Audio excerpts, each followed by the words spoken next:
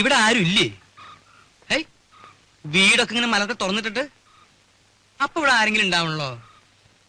ഇതിപ്പോ വീട് വരെ പൊക്കിക്കൊണ്ടോ ആരും അറിയില്ലല്ലോ. അയ്യേ, ഇത് ശരിയാവില്ല, ഇത് ശരിയാവില്ല. മൂത്തമ്മാൻ. ഇതും ശരിയാവില്ലല്ലോ. ആ, അച്ചമ്മ എവിടെ? വിളിക്കേ. ഈ പിരിവുകാരെ കൊണ്ടു ശങ്കുമാനോ? എന്താ സംശയമുണ്ടോ? വേറെ ആരുടെങ്കിലും ചായ തോന്നുന്നുണ്ടോ? അല്ല, ഈ ഇലക്ഷൻകാർ വോട്ട് ചോദിക്കാൻ വരാറുണ്ടേ. പെട്ടെന്ന് കണ്ടപ്പോ ഒറ്റ ഞാനാടി സരസ്വതി. ശങ്കുമാൻ വന്നിരിക്കണോ? ആ ശങ്കുവപ്പയോ? കാണാതായപ്പോ ഒരാളിനെ അങ്ങോട്ട് പറഞ്ഞയച്ചാലോ എന്ന് വിചാരിക്കായിരുന്നു ഞാൻ. അതൊക്കെ എത്തേണ്ട സമയത്ത് ഞാൻ എത്തില്ലേ എന്റെ പെങ്ങളെ. എന്താ സരസ്വതി നിനക്കൊരു ക്ഷീണം? ഓ, ഒന്നും പറയണ്ട എന്റെ ഓപ്പേ. എന്താ പറ്റിയേ? ഈയിടെയായിട്ട് ശ്വാസം ഉള്ളിലോട്ട് എടുക്കുമ്പോ വയറ് വന്ന് ഭമ്മന്നങ്ങ് വീർക്കും. പുറത്തേക്ക് വിടുമ്പോ ചൂന്നങ്ങ് ചൊട്ടും. അകത്തേക്ക് എടുക്കുമ്പോ വീർക്കും, പുറത്തേക്ക് ഇടുമ്പോ ചൊട്ടും. അതിപ്പോ എല്ലാവർക്കും അങ്ങനെ തന്നെയല്ലേ? അല്ല. ഈയിടെയായിട്ട് അപ്പച്ചിക്ക് പുതിയൊരു അസുഖം തുടങ്ങിയിട്ടുണ്ട്. അതെന്താ? എവിടെങ്കിലും ഇരുന്നാ പിന്നെ എഴുന്നേക്കാതെ ഒരടി നടക്കാൻ പറ്റില്ല. എങ്ങനെ എങ്ങനെ?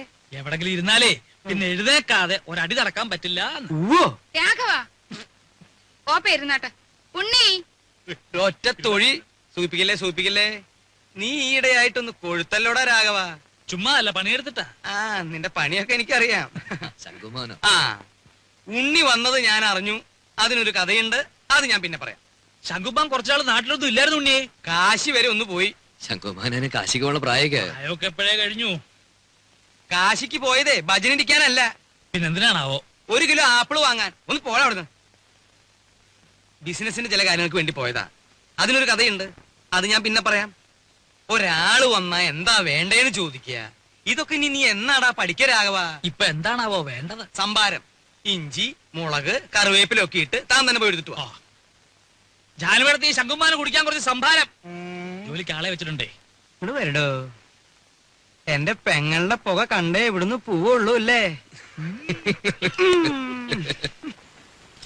ഈ ഷഷ്ടിപൂർത്തി എന്ന് പറയുമ്പോ വേണ്ടപ്പെട്ടവരൊന്നും ഒഴിവാക്കാൻ പറ്റില്ല. വേണ്ടപ്പെട്ടവരെയൊക്കെ വിളിച്ചിട്ടുണ്ട്. എന്താ? രാജയുടെ അച്ഛനെ വിളിച്ചിട്ടില്ലെന്ന്. വേണ്ടപ്പെട്ടവരെയൊക്കെ വിളിച്ചിട്ടുണ്ടെന്നാ പറഞ്ഞത്. അതല്ല സരസ്വതി, ഇനിയിപ്പൊ പഴയ അത് വിരോധം മാത്രം ഓപ്പ പറയണ്ട. അവിടെ ആങ്ങളെ കെട്ടിക്കൊണ്ട് വന്നത് ആരെയാ? ഒരു നസ്രാണിച്ചേ. എന്നിട്ട് ആ കാർന്നൊരു 2 കൈ നീട്ട് സ്വീകരിക്കാനും. എന്നെ കൊണ്ട് കൂടുതലൊന്നും പറയിക്കണ്ട കേട്ടാ. ആ കുടുംബത്തിൽ നിന്ന് ഒരുത്തി ഇവിടെ കയറ്റിയത് തൃപ്തി ഉണ്ടായിട്ടൊന്നുമല്ല. എന്റെ മോൻ കുരുങ്ങി പോയില്ലേ, ഇനിയിപ്പോ ഉപേക്ഷിക്കാൻ പറ്റുമോ? അത് അതോടെ മതി, അതിനപ്പുറത്തുള്ള ലോഹ്യൊന്നും വേണ്ട.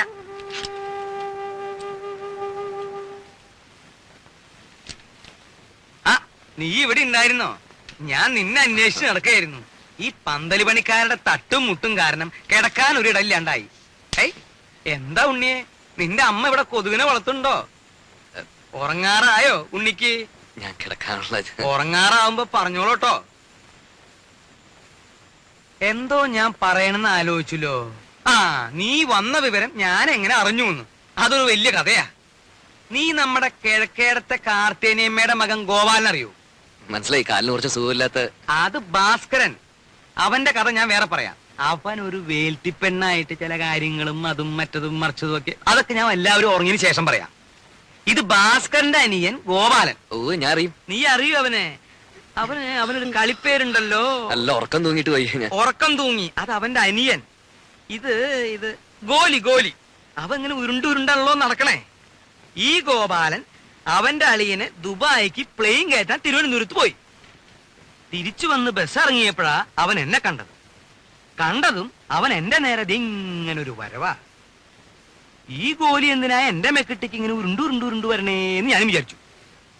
ഞാനും അവനും തമ്മിൽ ഏതാണ്ട് ഇങ്ങനെ ഇങ്ങനെ ഇങ്ങനെ എത്ര അടി ഉണ്ടാവും? 2 അടി കാണും. അല്ല, 3 അടിയുണ്ട്. സ്വിച്ചിട്ട പോലെ അവിടെ നിന്ന്. ഇവന്റെ നിൽപ്പ് കണ്ടപ്പോ ഞാനൊന്ന് അന്താളിച്ചു. എന്താ ഗോപാല ഉണ്ടായേന്ന് ഞാൻ ചോദിച്ചു. അപ്പൊ അവൻ പറയാ, തിരുവനന്തപുരത്ത് വെച്ച് അവന്റെ അളിയനെ ദുബായിക്ക് വണ്ടി കയറ്റാൻ ചെന്നപ്പോ എയർപോർട്ടിൽ വെച്ച് ഉണ്ണി വന്നു എന്ന് അറിഞ്ഞുത്രേ. അങ്ങനെയാ നീ വന്നു എന്ന് ഞാൻ അറിഞ്ഞത്. എനിക്കൊരു പ്ലാനൊക്കെ ഉണ്ട്. മൂത്ത മകൻ ചന്ദ്രശേഖരനെ 1 മാസം തടിയുടെ പോലെ ഇരുത്തിയിട്ട് അമേരിക്ക, കാനഡ ഇങ്ങനെയുള്ള പുണ്യസ്ഥലങ്ങളൊക്കെ ഒന്ന് സന്ദർശിക്കണം. അടുത്ത് കിടന്നിടൂ. അമ്മാവാ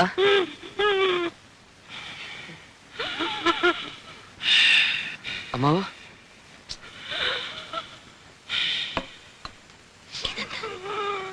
ഷീറ്റോടെ വലിച്ചെടുത്ത് കാട്ടിലേക്ക് കളയും ഞാൻ. ഈ വീട്ടിലൊരു സ്വസ്ഥതയില്ല.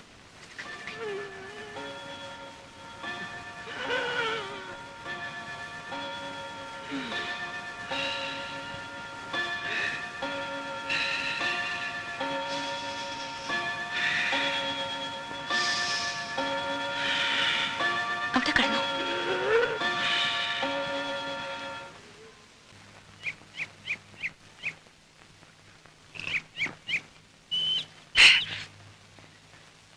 രാഘവട്ടം കണ്ടോ? ഇന്നൊരു 4 അടിച്ചിട്ട് ഞാനൊന്ന് പെരുമാറാൻ പോവാ. വന്നിട്ടേ ദിവസം 3 മനുഷ്യനിവിടെ പ്രാന്തെടുത്ത് തുടങ്ങി. ഒരു പെങ്ങളുള്ളത് ഇരുട്ടാവുമ്പോ അളിയനെയും കൂട്ടി മുറി കയറി കഥ അടയ്ക്കും. അമ്മയുടെ കാര്യം പിന്നെ പറയണ്ടല്ലോ. വരുന്നവർക്ക് മുഴുവൻ ചേക്കറ ഞങ്ങളുടെ ആ കൊച്ചുമുറി. സാധാരണ മക്കള് ലീവി വരുമ്പോ മറ്റുള്ളവർ ഒഴിഞ്ഞു കൊടുക്കും. ഇവിടെ അതല്ല, സ്നേഹിച്ച് കൊല്ലുകയല്ലേ. എന്റെ ബലമായ സംശയം ഇനി ആരെങ്കിലും വന്നാൽ എന്നെ ഉണ്ണിയെ ഇറക്കി തൊഴുത്തി കിടത്തുവന്ന. ഓ പിന്നെ ഇറങ്ങി കിടക്കാം. ഇനി ഇങ്ങ് വരട്ടെ. സ്വയംഭം സാധനം. ഒരു കുപ്പിയെ കൊണ്ടുവന്നുള്ളൂ. ഇല്ല, ഒരു കപ്പിൽ നിറച്ച് പുറകെ വന്നിട്ട്. അല്ല ഇതാരാ? ഇത് പിന്നെ തേനാണ്. അയ്യോ വേണ്ട, അറിഞ്ഞിരിക്കട്ടെ.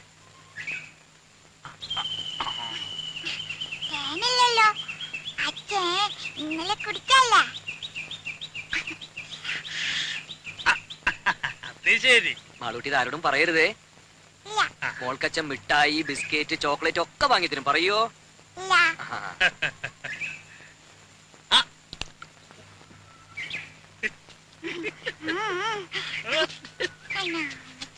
അച്ഛന്റെ മോള് തന്നെ. അച്ഛനെ ഈ കൈയൊന്നും മണപ്പോ. എന്തോന്നാ? മണക്ക്. നോക്കട്ടെ. എന്തുവാ ഇത്? അച്ഛൻ അവിടെ ഇരുന്ന് കുടിക്കുക. കുടിക്കുന്നോ? എന്ത് കുപ്പിന്ന്? ഏ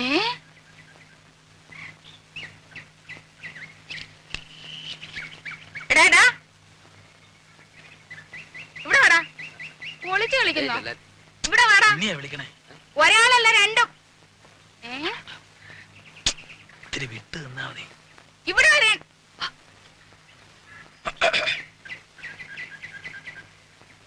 അതൊരു പ്രത്യേകതരം വാഴയാ. 6ാം മാസത്തിൽ കായ്ക്കണതാ. ഞാൻ നട്ടതാ. എടാ ഇങ്ങോട്ട് വാടാ. വാ. അതല്ലേ എന്താ വരുന്നത് അവിടെ? എവിടെ? എടാ കുളത്തിന്റെ അവിടെ എന്താ വരുന്നത്? ഒന്നുമില്ല. എടാ രാഘവാ വിളിക്കണം. ഇവിടെ വന്നേ. ഇങ്ങോട്ട് നീങ്ങി നിക്കടാ. എന്താ വരുന്നത് അവിടെ?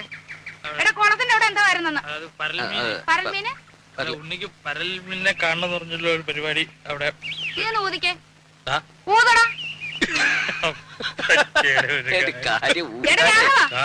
ഇവിടെ വാടാ. ഞാൻ പറയാതെ പോന്നോ? ഇവിടെ വന്ന് നിക്കടാ. ഇവിടെ അടുത്ത് വന്ന് നിക്കാൻ. ഊത്. ഊതാൻ. അകത്തോട്ടല്ല പുറത്തോട്ട് ഊതടാ. എടാ മുഖത്തോട്ട് ഊതാൻ. മുഖത്തോട്ട് ഊതടാ. ആഹാ അത്രയ്ക്കായോ? നിന്നെ ഈ കള്ളച്ചോറ് ഒന്ന് ചോടാ ഇവിടെ. നീ വാടാ. രണ്ടിനും ഞാനിത് നോക്കി. എടാ മടിയ മത്തായി. നീ എന്റെ മുറ്റത്തിരുന്ന് കള്ളു കുടിക്കോടാ. നിന്നെ ഞാൻ വെറുതെ കൊടുക്കില്ല. ആഹാ രണ്ടിനും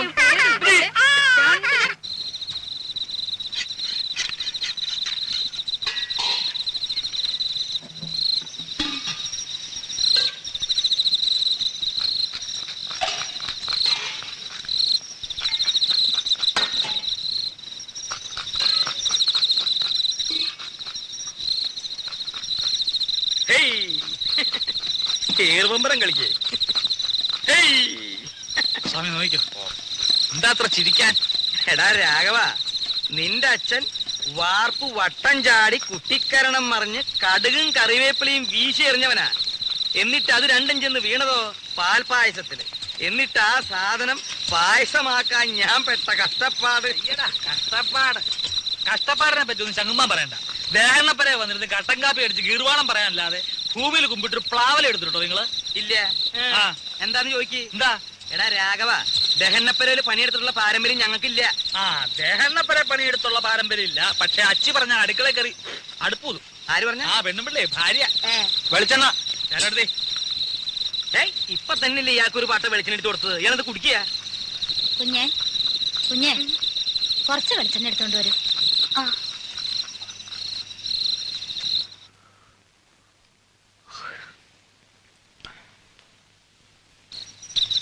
നീ ഒരു മാണിപ്പഴം എടുത്തേ. ഇത് നാളത്തേക്കുള്ളതാ. പാകം നോക്കാനടോ. എന്തിനാ? പഴത്തിന്റെ എരിവുമ്പുളി നോക്കാനാ? പഴത്തിൻ പാകമത്രേ പലതിലും മുൻപന്തിയിൽ. അങ്ങനെ ഒരു ചൊല്ലില്ലല്ലോ. അങ്ങനെ ഒരു ചൊല്ലുണ്ട്. അങ്ങനെ ഒരു ചൊല്ലില്ല. ഉണ്ട്. ഇല്ല. ഇല്ലെങ്കിൽ വേണ്ട. അപ്പൊ അങ്ങനെ ഒരെണ്ണം ഞാൻ ഉണ്ടാക്കി. നാളത്തെ തലമുറ അത് പാടി വെക്കട്ടോ. എന്റെ പെങ്ങളെ പറ്റിയാൻ വേണ്ടി പോന്നേക്കാ. നിമിഷകവി, മഹാകവി കുഞ്ഞുകുട്ടത്തമ്പലല്ലേ? ആ, കുഞ്ഞുത്തമ്പരാന്റെ ചേട്ടനാ. കുട്ടി കുട്ടി എന്തിനാ ഉറക്കൊളിച്ചിരിക്കണേ? അകത്ത് പോയി കിടന്നോളൂ. അതെ, ഒന്ന് അമർത്തി ചിരവിക്കോളൂ. ചിരവിക്ക് വേദന ഒന്നും എടുക്കില്ല.